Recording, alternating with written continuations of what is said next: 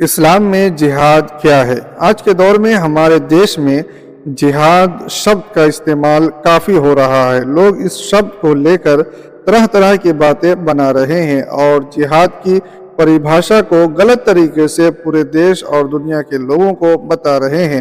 آخر اسلام میں جہاد ہے کیا؟ آج کے اس ویڈیو میں ہم اسی وشے پر چرچا کریں گے کہ اسلام اور جہاد کا کیا تعلق ہے۔ اسلام میں جہاد کیا ہے؟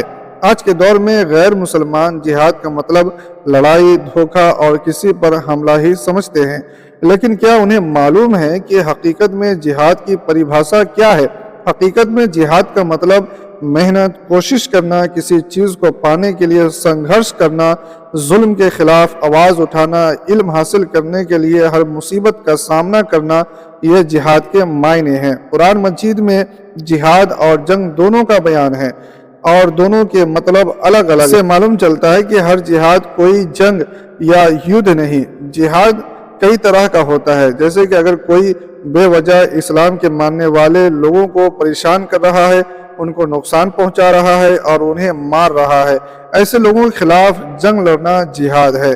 اس کا مطلب یہ نہیں کہ کسی بھی بے گناہ یا ایسا جو نہیں کر رہا ہے اس کے خلاف جنگ کی جائے۔ جہاد صرف ان کے لیے ہے جو دین کو نقصان پہنچانا چاہتے ہیں۔ اسلام یہ اجازت دیتا ہے کہ اگر کوئی آپ کے اوپر حملہ کر رہا ہے، آپ کے بیوی بچوں کو مار رہا ہے، آپ کو اس سے اپنے اور اپنے پریوار کی جان کا خطرہ ہے، تو آپ ایسے لوگوں کے خلاف جنگ کر سکتے ہیں اور اپنا اور اپنے دین کا بچاؤ کر سکتے ہیں۔ ایک اور اداہرن لیتے ہیں کہ ہمارے دیش کے سینکوں کو پڑوسی ملک کے ظالم سینک مار دیتے ہیں، ان پر بے وجہ ظلم کرتے ہیں، تو ایسے ملک کے سینکوں کے خلاف جنگ لڑنا بھی جہاد ہے۔ حالانکہ ہمارے دیش اور کئی دیشوں میں ایسے ظلم کے خلاف قانون بنے ہیں، ہمیں پہلے اسی کی مدد لینی چاہیے، لیکن اگر قانونی کسی سمے میں آپ کی مدد نہیں کر پاتا ہے تو آپ ایسے ظلمی لوگوں کے خلاف آواز اٹھا سکتے ہیں۔ جیسے کہ کئی مرتبہ کچھ حملے اور ایسی گھٹنائیں اچانک ہو جاتی ہیں، ایسے سمے میں آپ ہی کو اپنی جان بچانے کے لیے دشمنوں سے سامنا کرنا پڑتا ہے۔ ایسے سمے میں اسلام اجازت دیتا ہے کہ آپ ایسے موقع پر دشمنوں سے لڑیں اور ان کا سامنا کریں۔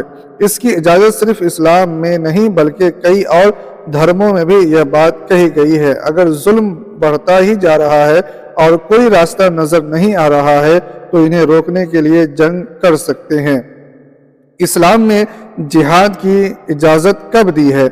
اس دور میں مکہ میں رہنے والے مسلمانوں پر ظالم بہت ظلم کر رہے تھے اور وہاں کے مسلمان اس ظلم کو برداشت کر رہے تھے۔ ایسا 13 سال تک چلتا رہا۔ ایسے سمے میں مکہ کے مسلمانوں کو اپنا گھر و کاروبار چھوڑ کر مدینہ شریف جانا پڑا۔ مدینہ پہنچنے کے بعد بھی ظالموں نے وہاں بھی مسلمانوں پر ظلم شروع کر دیا۔ ایسے نازک موقع پر اللہ نے اپنے مومن بندوں کو دین کے ان دشمنوں سے مقابلہ کرنے یا جہاد کی اجازت نبی کریم صلی اللہ علیہ وسلم کے ذریعے دی۔ اجازت ملنے پر 1000 ہتھیار بند پہلوانوں سے مقابلہ کرنے کے لیے 313 مجاہد اپنے رسول اللہ صلی اللہ علیہ وسلم کے ساتھ بدر کے میدان میں پہنچے۔ یہ اسلام کی پہلی جنگ تھی اور اس جنگ میں آپ کی فتح ہوئی تھی۔ اللہ کے رسول صلی اللہ علیہ وسلم نے تلوار کے زور سے کبھی اسلام نہیں پھیلایا بلکہ دنیا کو تلوار کے استعمال کا سلیقہ سکھایا۔ انہوں نے بتایا کہ ظلم کو روکنے کے لیے کبھی کبھی ہتھیار اٹھانا پڑتا ہے، ایک ضرورت ہی نہیں بلکہ فرض بن جاتا ہے۔ آپ نے فرمایا کہ جب ظالم انسانیت اور دھرم کو نقصان پہنچانے لگے اور انسانی جان مال کی کوئی قیمت نہ رہ جائے، ایسے نازک وقت میں صرف ظلم کو دیکھتے رہنا اور گھروں یا عبادت گاہوں میں پناہ لینا کوئی سمجھداری کی بات نہیں ہے۔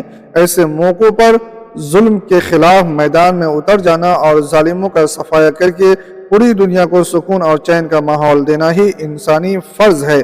اسلام نے صرف ایسے موقعوں پر ہی جہاد کی اجازت دی ہے۔ آج کل جو دیکھنے کو ملتا ہے کہ کچھ لوگ گروپ کے لوگوں نے اسلام کے نام پر بے گناہ لوگوں کا گلا کاٹ دیا عورتوں پر ظلم کیا، ان کے ساتھ غلط برتاؤ کیا، ایسے قوموں اور ایسے لوگوں کا اسلام سے کوئی لینا دینا نہیں ہے۔ صلی اللہ تعالی وسلم کے بتائی باتوں کے حساب سے ظالموں سے لڑتا ہے، وہی اسلام میں جہاد ہے۔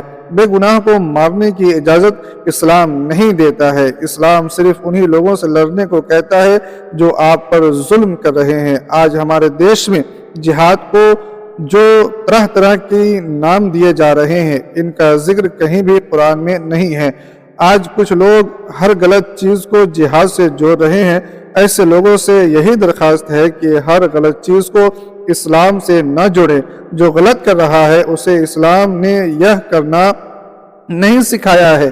کسی کی غلطی کو پورے اسلام سے جوڑنا بیوقوفی ہے۔ قوم کے لوگوں سے گزارش ہے کہ کوئی بھی ایسا غلط کام نہ کرے جس سے دوسرے لوگ صرف آپ کے نام کو دیکھ کر پورے اسلام پر انگلی اٹھائیں۔ بے شک آپ اپنے حق کے لیے لڑو، کامیاب بنو، دیش اور دنیا میں اپنا اور قوم کا نام روشن کرو، ضرورت پڑنے پر ظالموں کا خاتمہ کرو، یہی اصلی جہاد ہے۔